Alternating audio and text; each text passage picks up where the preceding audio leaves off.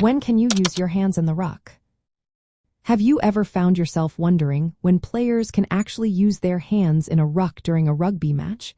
This is a common question that many fans and players have. Let's break down the rules and clarify when hands are allowed.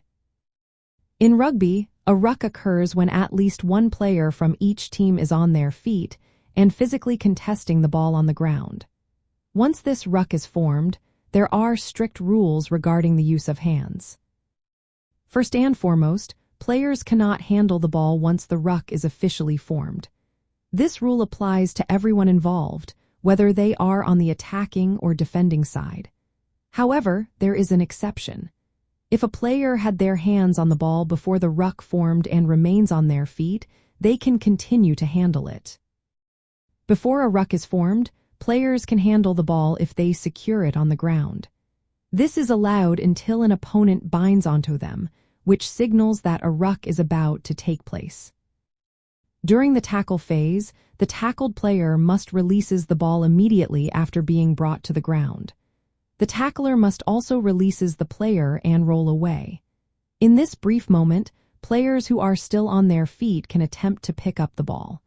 However, this opportunity ends as soon as the ruck is declared. Referees are vigilant about hands in the ruck infringements. They will penalize players who try to handle the ball after the ruck has formed.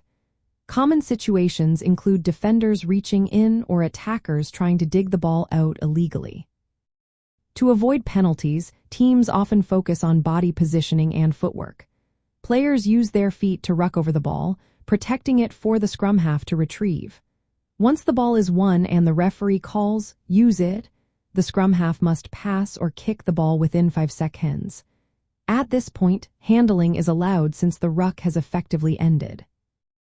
One common mistake occurs when defenders attempt to grab the ball while still in the ruck, leading to penalties. Coaches often emphasize the importance of staying on their feet and driving opponents backward instead. Players must also be aware of the transition from tackle to ruck. Handling the ball during this shift can lead to penalties, so understanding this distinction is essential. In summary, hands are only permitted in the ruck under narrow pre-formation conditions. Knowing these rules helps players avoid penalties and allows coaches to refine their strategies during breakdowns. For referees, consistent enforcement ensures smooth gameplay and minimizes stoppages.